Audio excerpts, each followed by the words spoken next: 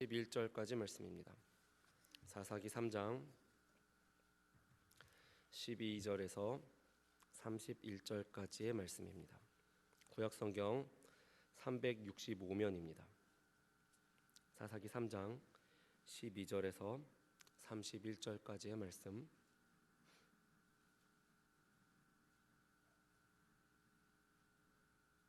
봉독하겠습니다. 이스라엘 자손이 또 여호와의 목전에 악을 행하니라. 이스라엘 자손이 여호와의 목전에 악을 행함으로 여호와께서 모압 왕 에글론을 강성하게 하사 그들을 대적하게 하심에 에글론이 암몬과 아말렉 자손들을 모아 가지고 와서 이스라엘을 쳐서 종려나무 성읍을 점령한지라. 이에 이스라엘 자손이 모압 왕 에글론을 18해 동안 섬기니라. 이스라엘 자손이 여호와께 부르짖음에 여호와께서 그들을 위하여 한 구원자를 세우셨으니 그는 곧 베냐민 사람 게라의 아들 왼손잡이 에훗이라. 이스라엘 자손이 그를 통하여 모압 왕 에글론에게 공물을 바칠 때에 에훗이 길이가 한 규빗 되는 좌우의 날선 칼을 만들어 그의 오른쪽 허벅지 옷 속에 차고 공물을 모압 왕 에글론에게 바쳤는데 에글론은 매우 비둔한 자였더라.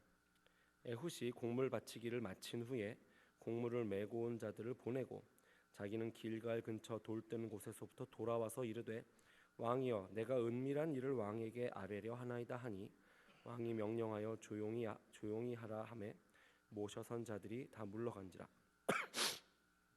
에훗이 그에게로 들어가니 왕은 서늘한 다락방에 홀로 앉아 있는 중이라. 에훗이 이르되 내가 하나님의 명령을 받들어 왕에게 아뢰릴 일이 있나이다 하매 왕이 그의 좌석에서 일어나니 에훗이 왼손을 뻗쳐 그의 오른쪽 허벅지 위에서 칼을 빼어 왕의 몸을 찌르매 칼자루도 나를 따라 들어가서 그 끝이 등 뒤까지 나갔고 그가 칼을 그의 몸에서 빼내지 아니하였으므로 기름이 칼날에 엉겼더라. 에훗이 현관에 나와서 다락문들을 뒤에서 닫아 잠그니라. 에훗이 나간 후에 왕의 신하들이 들어와서 다락문들이 잠겼음을 보고 이르되 왕이 분명히 서늘한 방에서 그의 발을 가리우신다 하고 그들이 오래 기다려도 왕이 다락문들을 열지 아니하는지라. 열쇠를 가지고 열어본즉 그들의 군주가 이미 땅에 엎드려져 죽었더라. 그들이 기다리는 동안에 에훗이 피하여 돌 뜨는 곳을 지나 스이라로 도망하니라. 그가 이르러 에브라임 산지에서 나팔을 불매 이스라엘 자손이 산지에서 그를 따라 내려오니 에훗이 앞서가며 그들에게 이르되 나를 따르라. 여호와께서 너희의 원수들인 모압을 너희의 손에 넘겨주셨느니라 하매 무리가 에훗을 따라 내려가 모압 맞은편 요단 강나루를 장악하여 한 사람도 건너지 못하게 하였고 그때에 모압 사람 약 10,000명을 죽였으니 모두 장사요 모두 용사라. 한 사람도 도망하지 못하였더라. 그날에 모압이 이스라엘 수하에 굴복하매 그 땅이 80년 동안 평온하였더라. 에훗 후에는 아낫의 아들 삼갈이 있어 소모는 막대기로 블레셋 사람을 600명을 죽였고 그도 이스라엘을 구원하였더라. 아멘. 세상에서 가장 존재감이 없는 사람이라는 내용의 다음 이야기를 들어보십시오. 세상에 이렇게 존재감이 없는 사람이 없습니다. 이 친구를 영수 씨라고 부르겠습니다. 영수 씨가 중학교를 졸업할 때에 그 반에서 롤링 페이퍼라는 것을 했답니다. 그거 뭔지 아시나요? 이렇게 각각 종이에다가 자기 이름을 써가지고 이렇게 반 친구들에게 이렇게 돌리면 그 친구들이 서로 돌려가면서 그 종이에 써 있는 사람 이름을 보고 이 사람에 대해서 뭐 좋은 말을 남겨주는 거죠. 덕담이라든가 나중에 고등학교 가서 잘해라 뭐 이런 걸 했겠죠. 뭐 좋은 추억 같은 것도 있을 테니까요. 1년 동안 한 반에서 함께 지냈으니까 뭐 이런저런 추억도 있을 테고 그러니까 좋은 말을 써주는 게 일반적일 텐데 이 영수 씨가 자신의 롤링 페이퍼가 한 바퀴 돌고 온 것을 받아서 딱 봤더니 이런 말이 써 있답니다. 가장 맨 위에 얘는 기억이 안 난다. 그리고 그 아래 쭉 서로 다른 글씨체로 나도 3년이 지나서 영수 씨는 고등학교를 졸업하게 됐는데 뭐 졸업식을 굳이 갈 필요가 있겠나 싶어서 안 갔답니다. 집에서 자고 있는데 선생님이 빨리 졸업식에 오라고 전화를 하셨대요. 그러면서 하시는 말씀이 야 너한테 연락하기 진짜 어렵다. 어떻게 네 전화번호 아는 애가 하나도 없냐 그러더랍니다. 나중에 영수 씨는 스승의 날에 모교를 방문했는데 영수 씨를 알아보는 선생님이 담임 선생님 포함해서 한 분도 없었다는 겁니다. 아무도 영수 씨를 몰랐고 아무도 이 사람을 알아보지 못했던 거죠. 정말 세상에서 가장 존재감이 없는 사람답지요. 사실은 저의 학창 시절도 영수 씨 못지 않아서 이게 저는 남 얘기 같지 않은 면이 있습니다. 여러분 어떻습니까? 여러분은 주목받는 특별한 사람이셨나요? 아니면 이 영수 씨처럼 존재감이 없는 평범한 사람이셨나요? 우리는 그리스도인이 되어서 하나님 나라의 일꾼으로서 주님을 섬기며 복음도 전하고 살고 싶은데, 남을 도우면서도 살고 싶은데, 만약 나는 너무 특별한 게 없어서 매력이 없다면 어떡할까요? 잘할 줄 아는 것도 별로 없어서 자신감도 부족하면 어떡할까요? 나는 가진 것도 별로 없고 재능도 별로 없어서 사람들의 시선을 끌지도 못하고 사람들 앞에 나서지도 못하는데, 이런 존재감 없는 나를 주님이 어떻게 쓰실까요? 혹시 이런 마음이 있으신 분은 오늘의 말씀에 특히 귀를 기울여 보시기 바랍니다.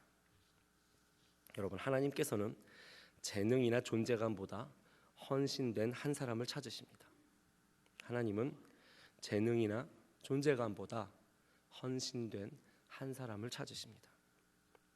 하나님은 사람을 통해서 역사하시지요. 그런데 하나님의 일을 하기 위해서 대략 몇 명 정도가 모여야 할까요? 단 한 명입니다. 하나님은 단 한 명의 헌신을 가지고도 일하실 수 있습니다. 단 한 명으로 시작해서 하나님의 역사를 이루실 수 있습니다. 이게 보통 사람들의 생각과는 좀 다르지요. 우리는 모두 완전하지가 않잖아요. 부족한 부분이 있고, 여러 사람의 힘이 모이고 여러 사람의 지혜가 모일수록, 여러 사람이 머리를 맞대고 고민할수록 더 좋은 결과가 나오는 것이 상식이죠. 그렇죠? 여러분, 뭔가 큰 일을 계획하고 있다면 일반적으로 가장 먼저 해야 될 일은 뭐냐? 협력할 수 있는 사람을 충분히 확보하는 일일 겁니다. 더 많은 사람의 지원을 얻을 수 있다면 목표를 달성할 확률이 높아지죠. 이것이 세상이 일을 하는 방식입니다. 사람이 많을수록 좋아요. 그렇죠? 그렇지만요, 하나님의 일을 하는 방식은 조금 다를 수도 있습니다. 하나님은 많은 사람을 쓰실 수도 있지만 또 단 한 명을 통해서도 역사하실 수 있다는 말입니다. 성경에 가득한 영웅들을 한번 생각해 보십시오. 이게 물론 항상 그런 건 아닙니다. 그렇지만 종종 하나님은 단 한 명의 영웅을 통해서 역사하셨습니다. 하나님의 입장에서는요, 단 한 명만 데리고 일하셔도 상관이 없다는 말입니다. 여러분의 삶의 현장에서 어쩌면 그 한 명이 여러분일 수도 있습니다. 하나님께서 여러분을 사용하셔서 새로운 역사를 이루실 수도 있습니다. 여러분을 통하여 새로운 부흥을 불러오실 수도 있습니다. 여러분의 삶을 통하여 하나님의 영광을 나타내실 수도 있습니다. 우리에게 헌신의 마음이 있다면 하나님을 섬길 수 있습니다. 아니, 하나님은 저와 여러분을 사용하실 수 있습니다. 근데 많은 경우에 문제는 우리가 스스로를 섬기기에 너무 바빠서 하나님을 그렇게까지 섬기고 싶어 하지 않는 데에 있습니다. 우리 너무 바빠요. 우리의 삶에도 처리해야 할 일이 너무 많아서 이 하나님 생각할 겨를이 없을 때가 있잖아요. 직장에는 항상 업무가 쌓여 있고요. 사업을 하면요, 처리해야 할 일이 훨씬 더 많아지지요. 더 많은 돈을 벌어야 하기 때문에 도움이 필요한 사람들을 돌아볼 여유가 없습니다. 세상에는 너무도 보고 들을 거리가 많아서 하나님의 말씀을 보고 그 음성에 귀를 기울일 여유가 부족합니다. 외모를 가꾸고 집안을 꾸미는 일도 중요하기 때문에 기도할 시간도 부족하죠. 믿지 않는 사람들에게 무슨 광신도처럼 보이고 싶지 않기 때문에 복음을 전하는 것도 쉽지 않습니다. 우리의 비즈니스가 너무 바빠서 하나님의 비즈니스에 동참하기가 어려운 겁니다. 다른 말로 나를 섬겨야 하기 때문에 하나님을 섬기지 못한다는 말입니다. 오늘 본문에서 이스라엘에게 생긴 일이 바로 그겁니다.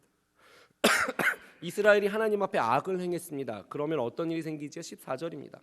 이에 이스라엘 자손이 모압 왕 에글론을 18해 동안 섬기니라. 모압을 무려 18년 동안이나 섬겼습니다. 그러다가 다시 하나님께 부르짖지어 15절입니다. 이스라엘 자손이 여호와께 부르짖음에 여호와께서 그들을 위하여 한 구원자를 세우셨으니 그는 곧 베냐민 사람 게라의 아들 왼손잡이 에훗이라. 이스라엘이 부르짖으니까 하나님께서 구원자를 보내주셨습니다. 그러니까 이제 뭐 할 차례죠? 이제 사사가 앞장서서 온 이스라엘이 일어나서 적군과 싸울 차례죠. 그런데 15절 후반부로 보면 기가 막힙니다. 이스라엘 자손이 그를 통하여 모압 왕 에글론에게 공물을 바칠 때에, 이거 믿을 수가 없는 일이죠. 구원자를 지금 하나님께서 세워주셨는데 이스라엘이 안 싸우는 겁니다. 하나님이 보내주신 구원자가 있는데 이 구원자를 조공을 배달해주는 딜리버리맨으로 쓰는 거죠. 하나님의 도우심을 구하면서 부르짖었는데 정작 내가 나가서 싸우기는 싫은 겁니다. 왜요? 모압을 자그만 채 18년 동안이나 섬겼거든요. 이 사람들이 우리보다 훨씬 강하다는 사실을 그냥 너무 잘 아는 겁니다. 모압 군대와 모압 군대가 모압 왕 에글론과 싸울 용기는 없는 겁니다. 그냥 살고 싶은 거죠. 굳이 목숨을 걸고 하나님을 위해서 싸우려는 의지가 없는 겁니다. 무슨 말이냐? 자기를 섬기느라고 하나님을 섬길 여유는 없었다는 말입니다. 이게 웃긴 게 뭐냐면요, 자기 자신을 섬기자고 하나님을 섬기지 않겠다는 거잖아요. 그런데 결국은 자기 자신도 섬길 수 없게 됩니다. 왜요? 자기들을 억압하는 모압을 섬겨야 하거든요. 이 세상에서 살아가기 바빠서 나를 챙기느라고, 나를 섬기느라고 하나님의 역사를 챙기기를 소홀히 하는 사람들에게 생기는 일이 이렇습니다. 결국은 나를 챙기지도 못하고 세상과 유혹을 섬기다가 끝난다는 말이죠. 아무튼 이스라엘 백성 모두가 하나님을 위해서 싸울 마음이 없었습니다. 단 한 명만 빼고요. 그게 바로 에훗이었죠. 그리고 이 한 사람만 가지고도 하나님의 역사를 이루는 데에는 충분했습니다. 에훗은 그냥 조공 배달부 딜리버리맨이 되기를 거부했습니다. 자기 자신을 하나님께 헌신했습니다. 자신의 생명을 하나님의 역사를 위해서 걸었습니다. 홀홀 단신으로 혼자서 모압에 맞서서 대적했습니다. 오로지 이 한 명의 헌신된 사람을 통해서 하나님은 자기 백성을 구원하시는 역사를 이루셨습니다. 이 한 사람의 헌신을 가지고 하나님의 역사를 시작하셨습니다. 우리도 똑같습니다. 주변에 하나님 편의 선자가 아무도 없어도 단지 여러분 한 명 한 명의 헌신을 통하여 하나님은 역사하실 수 있음을 믿으시기를 바랍니다. 내가 있는 곳에 영적인 부흥이 일어나기를 원하십니까? 우리가 예배하는 날마다 예배하는 곳마다 하나님의 역사하심이 드러나게 되기를 원하십니까? 내가 가는 곳마다 만나는 사람마다 하나님을 체험하고 그리스도를 만나게 되기를 원하십니까? 하나님께서 찾으시는 건 단 한 명의 에훗과 같이 헌신된 사람입니다. 그리고 그게 다가 아닙니다. 더 큰 역사는요, 이 한 명의 헌신된 사람이 공동체 전체를 변화시킨다는 겁니다. 무슨 말이냐? 만약에 우리가 마음을 바꿔서 하나님의 사역에 우리 자신을 헌신하게 된다면 우리 주변 사람들도 바뀌게 될 것이라는 얘기입니다. 여러분의 헌신이 주변 사람들을 변화시킬 것입니다. 아까 보셨죠? 이스라엘 백성들은 안 싸우고 싶어 했단 말이죠. 살고 싶어서요. 그런데 27절을 보십시오. 그가 이르러 에브라임 산지에서 나팔을 불매 이스라엘 자손이 산지에서 그를 따라 내려오니 에훗이 앞서 가며, 계속 읽습니다. 그들에게 이르되 나를 따르라. 여호와께서 너희의 원수인 모압을 너희 손에 넘겨주셨느니라 하매 무리가 에훗을 따라 내려가 모압 맞은편 요단강 나루를 장악하여 한 사람도 건너지 못하게 하였고. 그렇지요.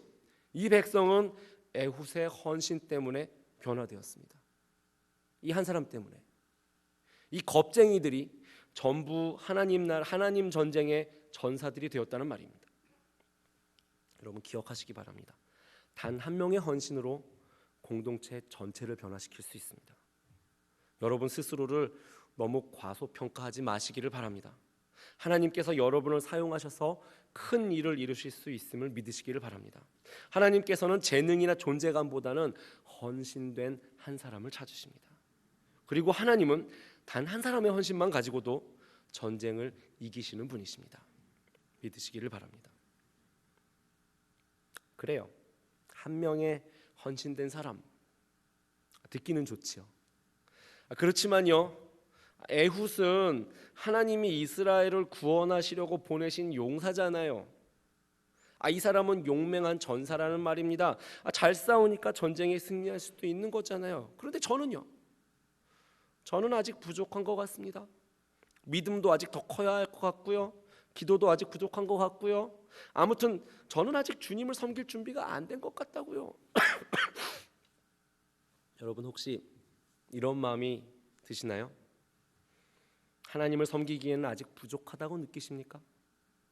조금만 더 기다려줬으면 하시나요? 더 배워야 할 것 같으세요? 혹시 그렇다면 다시 잘 들어보십시오. 여러분, 주님을 섬기셔도 됩니다. 왜냐하면 하나님은 우리의 부족한 자격에 제한을 받지 않으시기 때문입니다. 하나님은 우리의 부족한 자격에 제한을 받지 않으십니다. 아직 자격이 부족한 것 같으십니까? 하나님께서 보실 때는 별 상관이 없으십니다. 우리의 부족함 때문에 하나님의 능력이 제한되지 않으시거든요. 무슨 말이냐? 우리는 주님을 섬기는 건데요, 이게 주님을 섬기는 게 주님을 도와주는 것이랑은 다르다는 말입니다. 사실 우리가 주님을 도와드리는 것은 별로 없습니다. 오히려 주님이 우리로 하여금 섬길 수 있도록 도와주시는 거죠. 감이 오시지요? 하나님은 전능하시니까 우리의 연약함에도 불구하고 당신의 일을 얼마든지 완수하실 수 있습니다. 물론 우리는 연약하지요. 우리는 완전하지 않습니다. 우리는 실수투성입니다. 그렇지만 그런 우리를 사용하셔서 하나님은 당신의 역사를 완성하실 수 있다는 얘기입니다. 여러분의 부족함이 하나님께는 전혀 방해가 안 된다는 말입니다. 잊어버리시면 안 됩니다. 그분은 전능하신 하나님이십니다. 하나님 혼자서도 그분의 역사를 완수하실 수 있으십니다. 그렇지만 저와 여러분이 그분의 사역에 동참하기를 원하시는 겁니다. 사실 오늘 본문의 에훗은 부족한 자격을 가진 일꾼의 예로 들 수 있을 법한 사람입니다. 여러분, 이스라엘의 첫 번째 사사인 온니엘을 아시나요? 지난 주일 오후에 얘기했었지요. 이 사람은 정말 모든 면에서 자격을 갖춘 사람입니다. 온니엘은 가장 크고 힘센 유다 지파 출신이었습니다. 집안도 엄청나게 빵빵합니다. 여호수아의 친구로 유명한 그 백전용사 갈렙이 온니엘의 큰아버지이자 장인어른이었습니다. 온니엘은 지금으로 치자면 무슨 케네디나 부시 집안 사람 정도의 존재감을 가진 사람입니다. 그냥 피 속에 리더십이 철철 넘치는 사람이요. 그렇지만 에훗은요 베냐민 지파 사람입니다. 가장 작고 약한 지파 출신이죠. 유명한 친척 같은 것도 없었고요. 우리의 기준으로 보자면 하나님께서 보내신 구원자가 되기에는 뭔가 조금 부족한 면이 있습니다. 그렇지만 하나님은 이처럼 말하자면 자격이 부족한 사람을 모압의 왕인 에글론을 쓰러뜨리는 일에 쓰셨습니다. 에훗의 집안 배경 이런 것은 하나님께는 전혀 문제가 안 됐다는 얘기입니다. 하나님은 아주 편안하게 에훗을 쓰셨고 에훗은 이 부족한 배경에도 불구하고 하나님의 용사가 되었습니다. 자격에 대한 얘기를 하자면 얘기할 사람이 오늘 본문엔 한 명 더 있습니다. 31절을 보십시오. 에훗 후에는 아낫의 아들 삼갈이 있어 소모는 막대기로 블레셋 사람 600명을 죽였고 그도 이스라엘을 구원하였더라. 아마 이 이름을 오늘 처음 발견하신 분도 있을지 모르겠습니다. 이 의문 가득한 사내 삼갈에 대해서는요, 오늘 이 사사기 3장 31절을 제외하고는 알려진 것이 전혀 없습니다. 그러니까 이 사람은 어쨌거나 블레셋에 대항하여서 싸우고 이스라엘을 구원한 사사죠. 그런데 뭘로요? 소모는 막대기요. 여러분, 소모는 막대기가 전쟁에서 사용할 만한 훌륭한 무기였을까요? 아니었을까요? 아니었겠지요. 근데 그걸로 블레셋 용사 600명을 죽였습니다. 자격 요건이요? 하나님께서 해결하실 수 있는 부분이라는 얘기입니다. 삼갈에 대해서 할 말은 하나 더 있습니다. 삼갈은요, 히브리 이름이 아닙니다. 히브리 이 이스라엘에는 이런 이름이 없어요. 이름만 봐서는 가나안 이름일 가능성이 더 큽니다. 어쩌면 이 사람이 가나안 족속 출신이었을 수도 있다는 말입니다. 뭐 귀화를 했는지 어쨌는지 모르겠지만. 그리고 그의 아버지가 아낫이라고 했지요. 그런데 공교롭게도 이 아낫은 가나안의 신 이름입니다. 이상하죠. 무슨 말이냐? 이 사람이 하나님께 나와서 쓰임을 받기 전에는 어쩌면, 이게 더 설명이 없으니까 모르겠지만 어쩌면 이 사람이 이방신을 섬기는 사람이었을 수도 있다는 말입니다. 이름도 히브리 이름이 아니고 아버지 이름도 이상하고, 적어도 조상 대대로 야훼 하나님을 섬기는 가정교육을 잘 받아온 이스라엘 백성 출신은 아니란 얘기입니다. 이 사람 하나님의 사역에 적합한 자격을 갖춘 것으로 보이나요? 아니죠. 여기 써 있는 걸 봐서는 아닙니다. 그런데 하나님께서 쓰시더라는 말입니다. 왜요? 하나님이 바로 자격을 부여하시는 분이기 때문입니다. 자격이 하나님께로부터 오기 때문입니다. 하나님께서 삼갈이라는 이 히브리 이름은 분명히 아닌 이름을 가진 어쩌면 이방 출신일 가능성이 다분한 이 사내를 선택하셔서 사용하시기를 원하셨다는 겁니다. 하나님의 기준입니다. 하나님이 자격을 부여하십니다.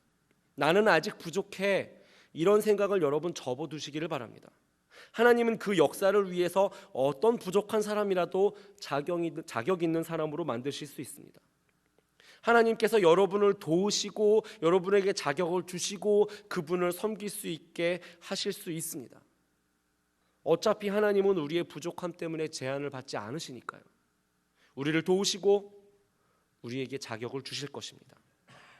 믿으시기를 바랍니다. 그렇지만요, 나는 아직도 약한데요, 부족한데 어떻게 하나님의 일을 잘할 수가 있나요? 내 믿음은 아직 충분히 강하지 않은 것 같은데, 나는 능력이 없는데 어떻게 하나님을 섬길 수 있냐고요. 하나님이야 물론 나의 연약함 때문에 방해를 안 받으시겠죠. 그렇지만 어려운 상황이 되면 사람들은 전부 나의 연약함만을 보고 비방도 하고 그럴 텐데, 아니 심지어 나도 나 자신이 힘들어지면 나 스스로의 연약함만 보일 텐데, 그러면 그게 하나님의 사역에 방해가 되는 것이잖아요. 그래도 하나님께서 나를 쓰시기 원하실까요? 이렇게 약해도 하나님께서 나를 쓰실만 할까요?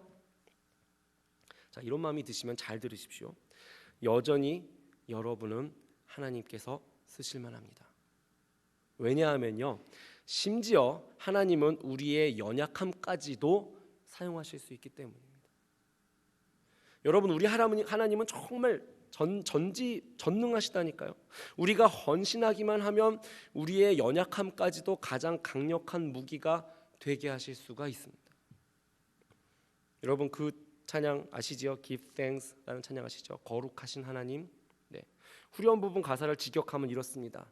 약한 자들이 나는 강하다 하게 하고, 가난한 자들이 나는 부요하게 하게 하소서.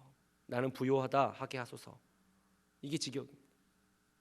이게 하나님께서 우리에게 하시는 일입니다. 약한 자들이 주님 안에서 나는 강하고, 가난한 자들이 주님 안에서 나는 부요하다 할 수 있다는 겁니다. 우리의 약함, 우리의 가난함을 바꾸셔서 우리의 강함과 우리의 부요함이 되게 하신다는 말입니다. 너무 약하고 부족해서 하나님을 혹시 못 섬기실 것 같은가요? 하나님께서 여러분의 약점을 강점으로 바꾸실 수 있습니다. 아시는 분도 계실 텐데, 이지선 씨라는 분이 있습니다. 들어본 적 있으신가요? 유명한 분이죠. 네.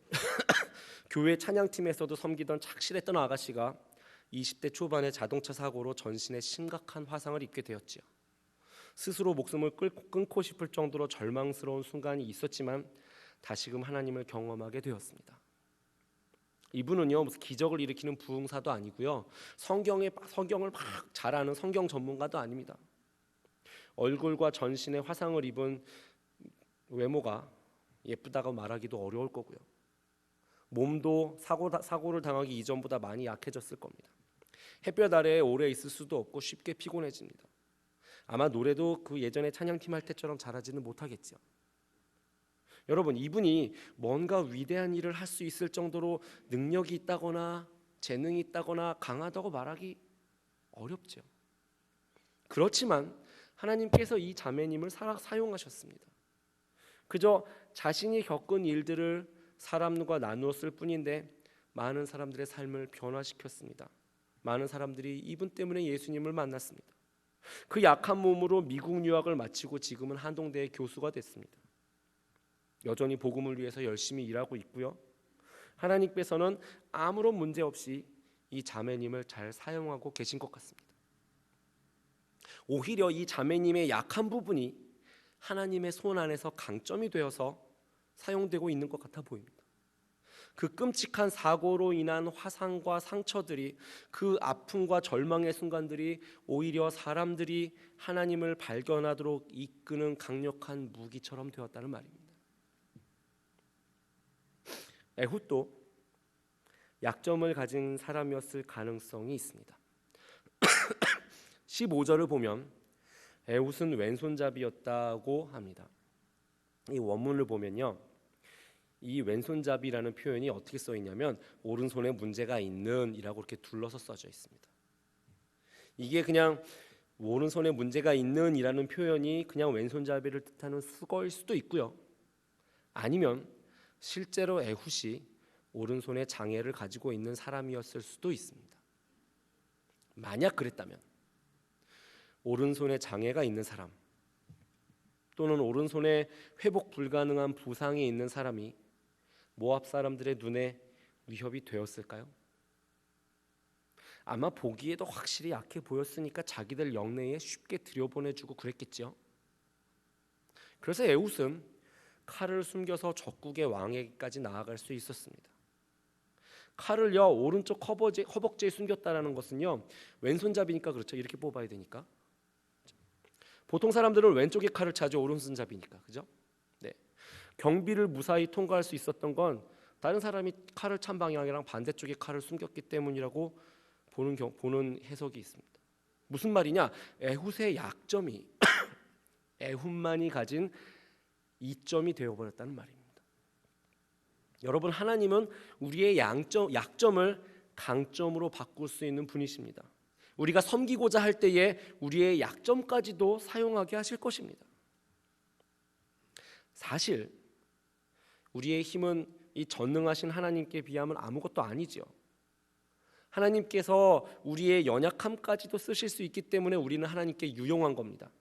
우리가 강해서 쓸만해서 쓰는 것이 아니라 우리가 그분께 헌신하기 때문에 쓰실 것입니다.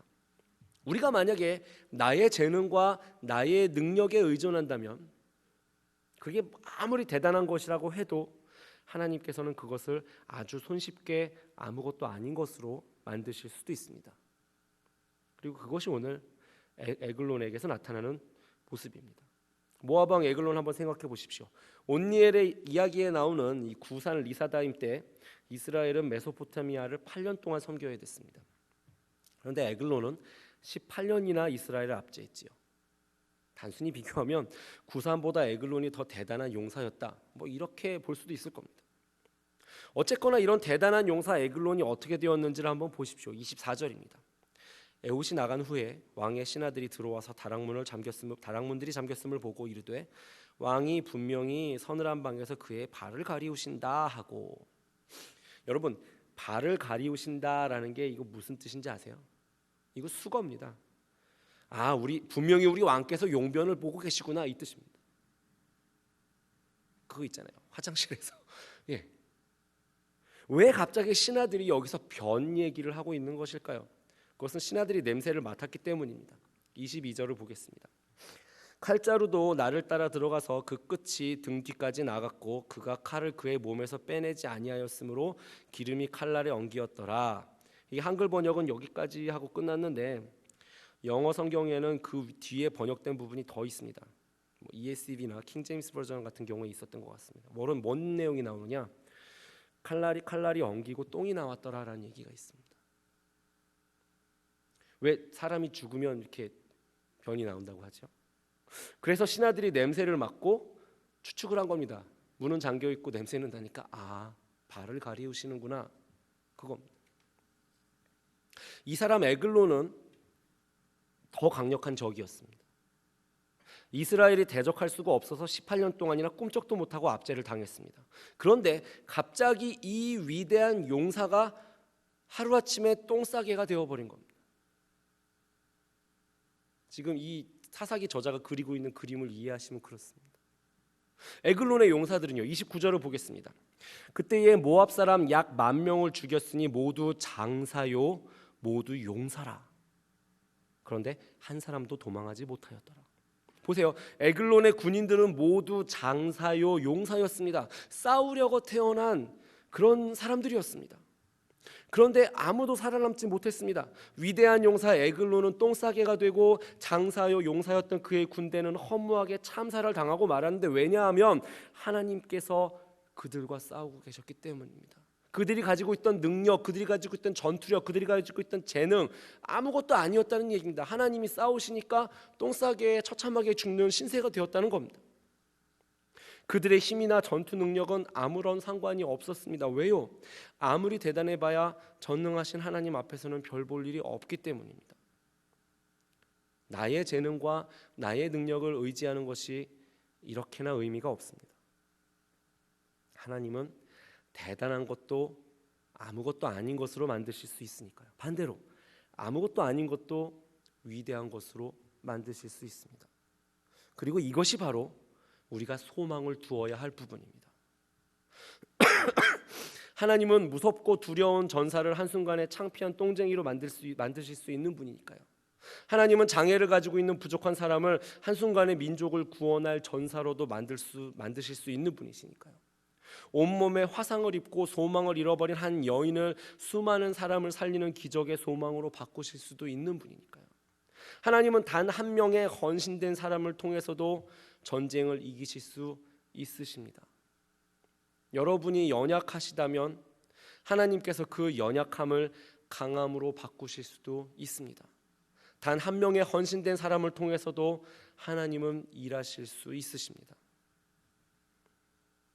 여러분, 하나님을 섬기기를 원하시나요? 하나님의 사역을 위해서 일하기를 원하시나요? 만나는 사람들에게 복음을 전하기 원하시나요? 그렇다면 에훗을 기억하시기 바랍니다. 하나님은 한 명의 헌신된 사람을 찾으십니다. 여러분도 쓰실 수 있으십니다.